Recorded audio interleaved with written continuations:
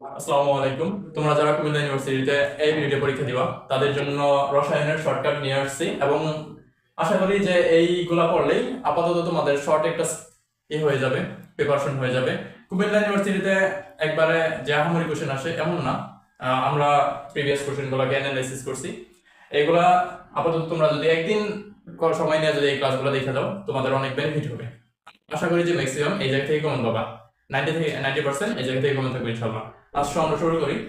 আজকে chapter chemistry দ্বিতীয় পত্র চ্যাপ্টার 4 নিয়ে আলোচনা করব। এই জায়গা থেকে যে কোশ্চেনগুলো আসে এই টপিক থেকে, তড়িৎ পরিবাহিতা থেকে। তড়িৎ পরিবাহিতা মূলত দুই প্রকার, একটা হচ্ছে ধাতব বা ইলেকট্রন পরিবাহী আর একটা হচ্ছে তড়িৎ বিশ্লেষ্য।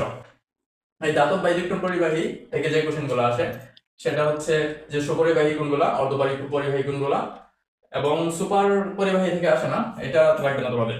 সুপার পরিবাহী থেকে যে কোশ্চেনগুলো আসে, যেমন আমরা জানি যেগুলো যেগুলো ধাতব পদার্থ সেগুলো কি সুপার পরিবাহী, যেমন কপার, অ্যালুমিনিয়াম, সিলভার, গোল্ড, এটা থেকে একটা কোশ্চেন থাকতে পারে। আর অর্ধ পরিবাহী থেকে একটা কোশ্চেন থাকবে মাস্ট, ঠিক স্টার্ট দেবে এটাকে, সিলিকন আর জার্মেনিয়াম।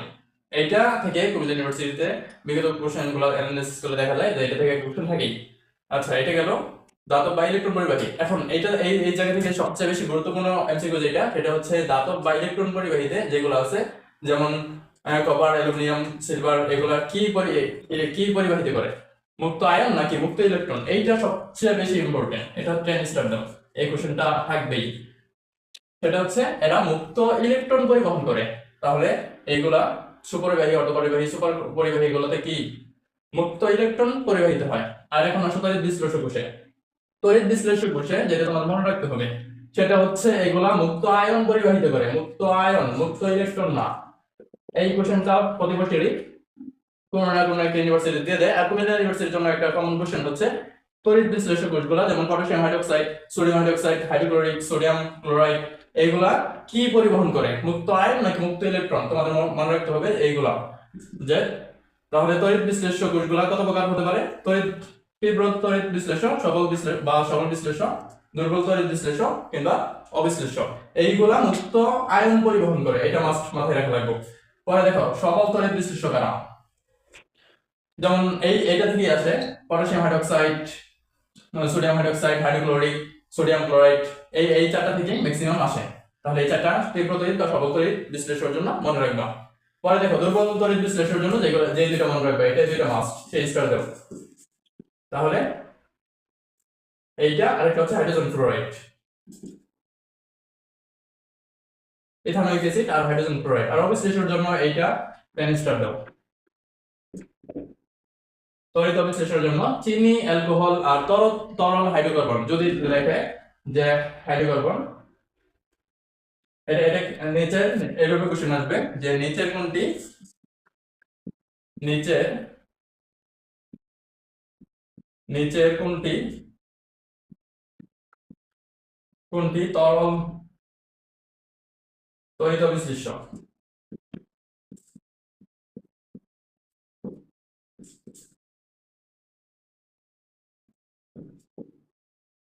এক নাম্বার দাও সিলিকন, দুই নাম্বার দাও পটাশিয়াম হাইড্রোক্সাইড, তিন নাম্বার দাও CH3COOH, আর 4 নাম্বার অপশন থাকবে সোডিয়াম ক্লোরাইড, এটা না। 4 নম্বরে থাকবে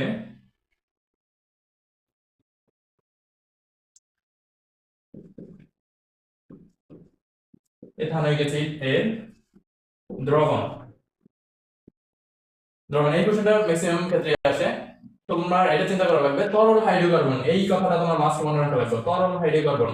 তাহলে অবিশ্লেষণের ক্ষেত্রে আমরা চিনির সঙ্গে জানি, চিনি, অ্যালকোহল এগুলা পারবো আসলে, কিন্তু তরল হাইড্রোকার্বনের ক্ষেত্রে আমরা একটু গুলাই ফেলাই। তাহলে তরল হাইড্রোকার্বনের ক্ষেত্রে অবশ্যই আমাদের মনে রাখা লাগবে যদি দ্রবণ থাকে, দ্রবণ মানে কি পানি, দ্রবণ মানে কি মিশ্রিত অবস্থা থাকবে, পানির সাথে কোনো একটা দ্রব মিশ্রিত অবস্থায় থাকবে, তার মানে কি এইটা আনসার হবে, এটা দেখানো যাবে না। হাইড্রোকার্বন এটা ঠিক আছে, কিন্তু দ্রবণ আমার কি লাগবে, তরল হাইড্রোকার্বন লাগবে। তাহলে তরল হাইড্রোকার্বন কোনটা? এইটা।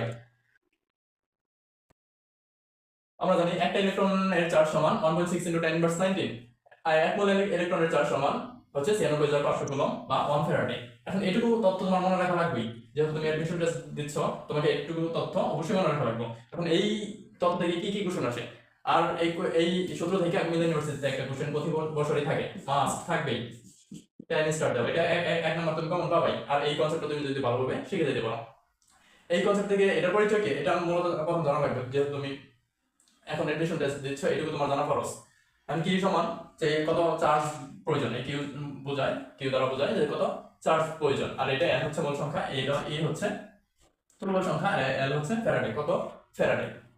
আর 1 ফ্যারাডে সমান আমরা জানি 1 ফ্যারাডেকে আবার যদি কুলম্বে কনভার্ট করি তাহলে 1 ফ্যারাডে সমান 96,000। আবার আমরা জানি কিউ ইকুয়াল আইটি, আই হচ্ছে তড়িৎ প্রবাহ, এম্পিয়ার, এটার একক হচ্ছে এম্পিয়ার, আর এটার একক হচ্ছে সময় সেকেন্ড।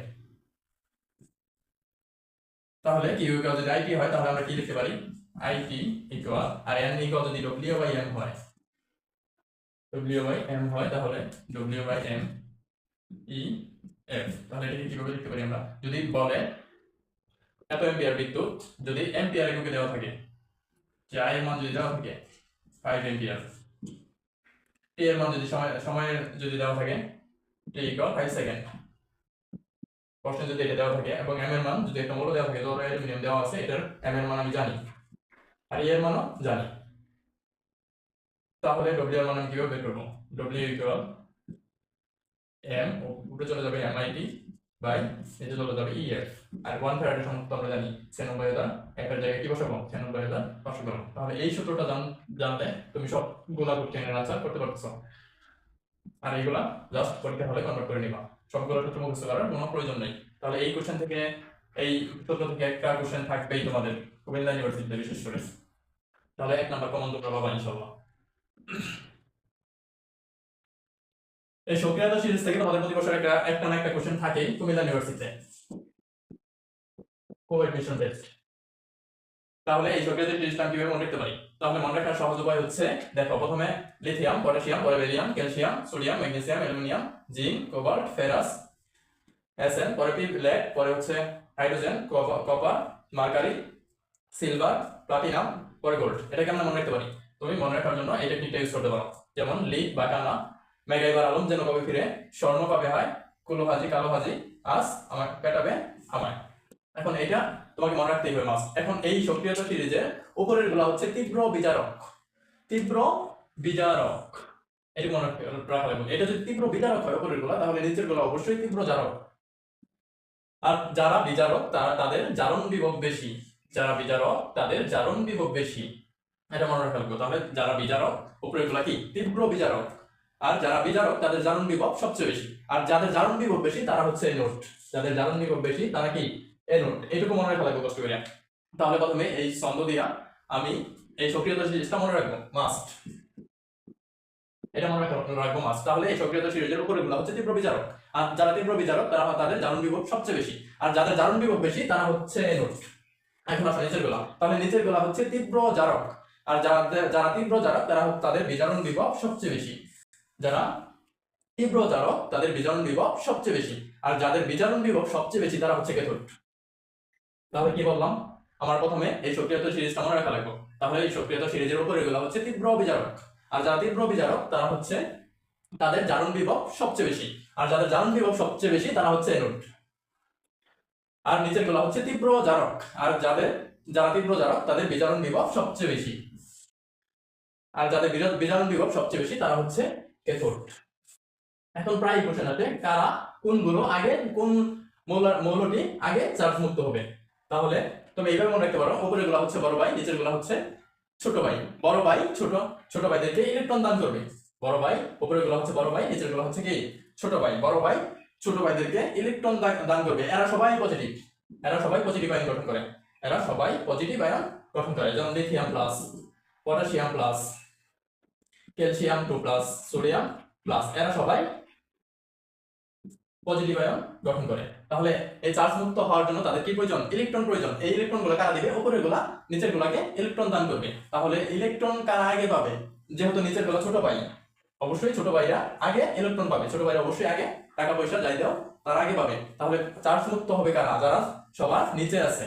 এই কোশ্চেনটা কুমিল্লা ইউনিভার্সিটির জন্য একটা কমন কোশ্চেন, 10 স্টার কোশ্চেন রাইখা দাও, এই বছর আসতে পারে আইসা করবে ইনশাআল্লাহ। তাহলে নিচের গুলা আগে চার্জ মুক্ত হবে, নিচের গুলা আগে ইলেকট্রন গ্রহণ করবে।